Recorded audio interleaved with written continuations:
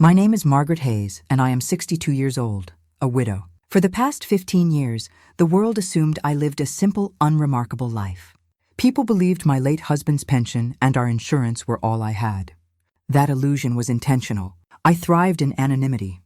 Everything changed on my son Ethan's wedding day. At 32, he looked radiant, anticipation lighting his face as he waited for his bride, Lauren Miller. The ceremony took place at the Miller estate in Virginia, a sprawling property of manicured lawns, grand terraces, and a private chapel fit for 100 guests. Every detail exuded wealth: golden accents, cascading flowers, crystal chandeliers. Lauren's gown shimmered like moonlight on water, a design that surely cost more than most people earned in a year. Her family, the Millers, beamed with pride at her elegance and pedigree. I wore a modest navy dress paired with my grandmother's pearls. Nothing extravagant, nothing flashy, exactly the image I intended. In the crowd, I was the quiet widow, blending seamlessly into the background. For years, I had survived by being invisible. That strategy had kept me safe, unjudged, and in control. The reception was a whirlwind of music, laughter, and champagne. I lingered near the back, content to watch Ethan and Lauren's first dance, savoring the moment quietly. That calm was shattered when Lauren approached, her parents at her side. Her tone was sugary, almost rehearsed. Mom, Dad, meet Ethan's mother, Margaret Hayes. Charles Miller's polite smile faltered. His eyes narrowed. His mouth dropped slightly, then he spoke the words that made the air taut around us. Margaret Hayes. Weren't you on the acquisition board 3 years ago? The one who bought my company? Time slowed. Guests nearby paused mid-conversation. Lauren's face turned pale, her mother's gaze sharpened. In an instant, I was no longer a background figure. My carefully constructed invisibility had been stripped away. Outside, my life looked ordinary. My apartment was modest, my car old, my shopping practical. Anyone visiting would assume I lived frugally, surviving on a widow's pension. That was deliberate. I had learned long ago that people underestimate those who appear simple. While the world assumed I was just getting by, I was quietly building something far greater. I never cared for ostentatious luxury. My pearls weren't about value. They were legacy, a reminder of resilience. My navy dress was unremarkable, chosen to blend and allow freedom to think and act. Even my son believed we were living simply, never suspecting the fortune I quietly managed. Yet here I was, under the bright lights of a wedding reception, my secret threatening to surface. Lauren, ambitious and calculating, had now seen the shadow behind my modesty. The quiet life I had curated for decades was suddenly under scrutiny. And my first challenge was clear. I had to protect not only my fortune, but my son from the ambitions now looking straight at him. To understand how it had come to this, you must step back over a decade, to a time when my husband Richard and I first stumbled upon an opportunity that would change our lives forever. The days following the wedding were tense and quiet, a stillness that felt like the calm before a storm. Ethan retreated to his apartment, his calls brief and hesitant. He needed time to process what he had seen, not only about Lauren but about me. It was a lot to digest. 15 years of carefully maintained secrecy had been stripped away in an instant. Lauren, on the other hand, disappeared entirely. When she finally resurfaced, it was through her attorney, a reminder that she had already begun her own calculations. She had intentions, and those intentions were clear: access. But I wasn't about to be caught off guard. My life had been built on preparation, on discipline, on anticipating every move before it was made. The next morning, I called James Porter, my longtime financial advisor and trusted confidant. James had guided Richard and me through decades of investments, acquisitions, and portfolio growth. He understood not only numbers but strategy. When I explained the situation, his voice carried that familiar, calm edge. "Margaret," he said, "this isn't about a family lunch. It's a chess game, and right now, she's moving her pieces toward your king." Within days, James delivered a comprehensive report, thicker than I expected. It detailed the Miller estate, their finances, and their vulnerabilities. Mortgages, depleted accounts, and subtle dependence on connections I had orchestrated years ago to ensure the company I purchased would remain profitable. Everything was there. quietly revealing the truth behind their polished facade. Even more concerning, Lauren had taken steps to investigate me. She had opened lines of credit, hired a private investigator, and discreetly consulted estate attorneys. This was no innocent curiosity. It was a campaign designed to uncover my holdings. I studied the reports carefully, letting the weight of the information sink in. I wasn't angry. Anger was wasted energy. Instead, I felt clarity. I had built my fortune through patience, discipline, and a keen understanding of human behavior. Lauren had no idea how long I had been playing this game, how many moves I had anticipated in advance. 2 weeks later, the confrontation came. Ethan mentioned a meeting his wife had arranged at her parents' downtown office. The invitation sounded polite, but I knew better. It was a negotiation, a staged battlefield. The room looked every bit a corporate war room.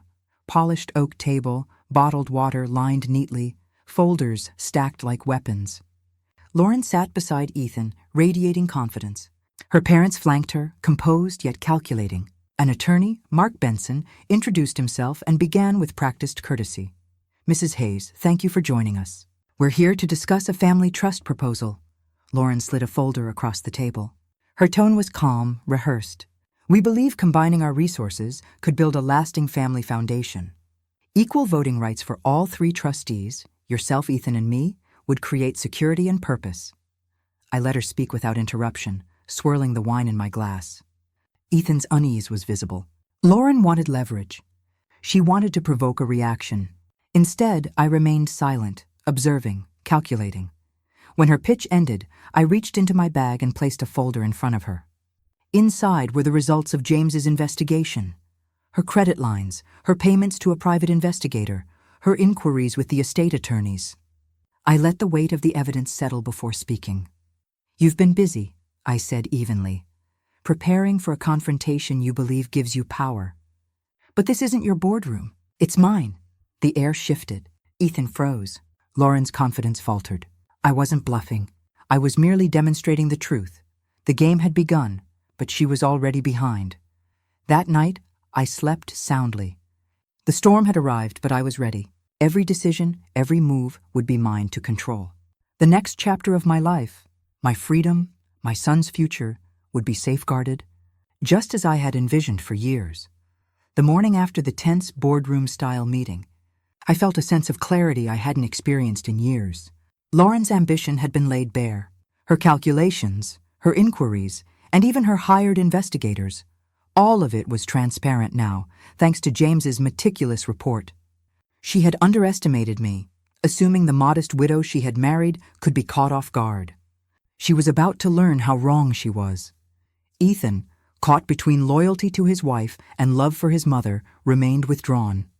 His calls were brief, hesitant, and often ended with a sigh of frustration.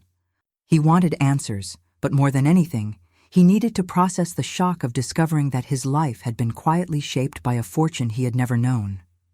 I let him take the time he needed. Pressing him now would only create friction. 2 days later, Lauren sent her attorney to discuss her next steps.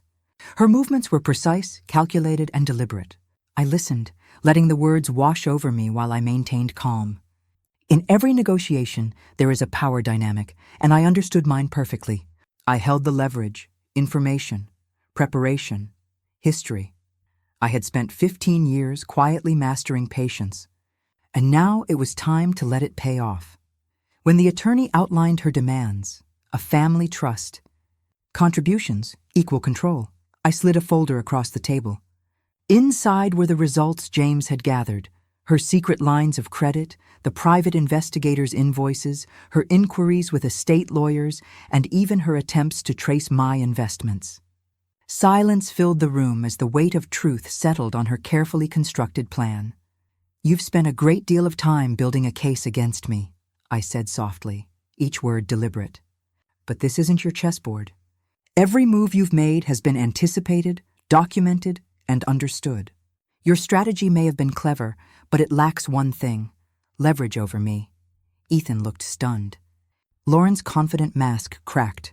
She opened her mouth, faltered, and then glanced at her attorney for reassurance. There was none to be found. I had stripped away the illusion, and the realignment of power was undeniable. Over the following week, I orchestrated a series of decisive actions. First, a formal offer, $5 million, no strings attached, for complete disengagement. Not a gift, not a negotiation, but a clear boundary. The money transferred swiftly, and within days, Lauren and her attorney confirmed that all claims, inquiries, and attempts at interference were withdrawn. Ethan was forced to confront the truth. He admitted that part of his anger stemmed not only from Lauren's betrayal, but from discovering that his mother's restraint had allowed him to grow independently. He hadn't inherited wealth. He had inherited resilience, discipline, and freedom. I took the following weeks to reorganize my life and investments quietly. The apartment that had housed decades of memories was sold. Richard's and my shared possessions were either donated, gifted, or carefully archived. I moved to Santa Fe, seeking a life that was rich not in public perception, but in peace, art, and the joy of contribution. I also launched the Richard Fund, honoring my late husband. Scholarships for aspiring engineers from working-class families gave me purpose beyond profit. I watched young inventors, bright-eyed and determined, turn ideas into reality, knowing that my wealth was finally translating into meaningful impact. By the time the first winter snow dusted the Santa Fe landscape, I felt a rare sense of freedom. The confrontation was over, the schemes exposed, and the battle lines erased.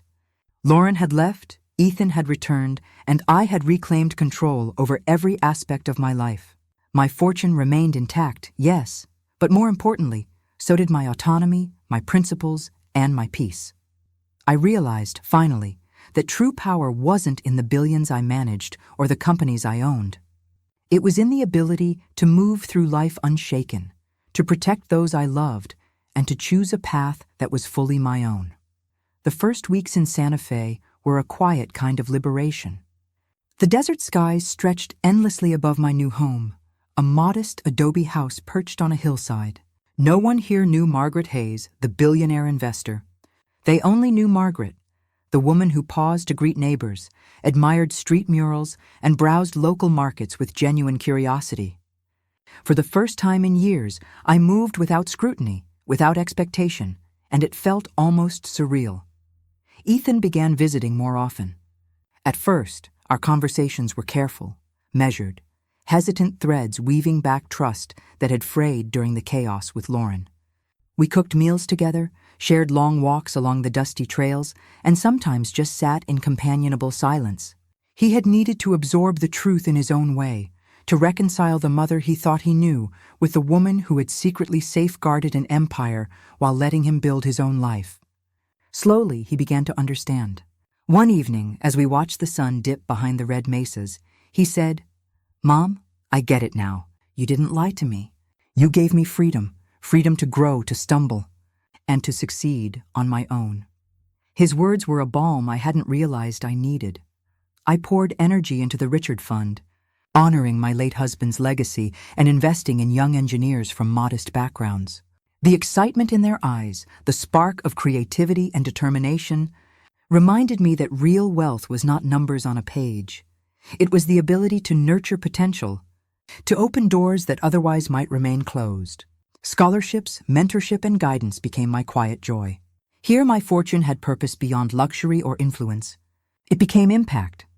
Socially, I embraced simplicity. I painted, learned pottery, and volunteered with local arts programs. I entertained friends over dinner, not to impress, but to connect. Laughter was genuine, unhurried, and free from comparison or expectation. The masks that had once protected me were no longer necessary. My life had become a sanctuary of authenticity. Ethan's world slowly stabilized. He found love again, introducing me to Claire, a teacher whose warmth matched her intelligence. Claire's presence was a quiet reassurance that Ethan could choose happiness unburdened by past illusions or manipulation. Their connection deepened, and I realized that the love my son deserved wasn't wealth-dependent. It was grounded in honesty, respect, and shared values. By Christmas, our home was filled with warmth, laughter, and the scent of baking. For the first time in years, the season felt uncomplicated, joyous, and unshadowed by secrecy. We celebrated not with extravagance, but with presence, moments rich with meaning rather than material. Looking back, I understood that the true victory over Lauren, over the deception, And over societal assumptions wasn't in money or revenge.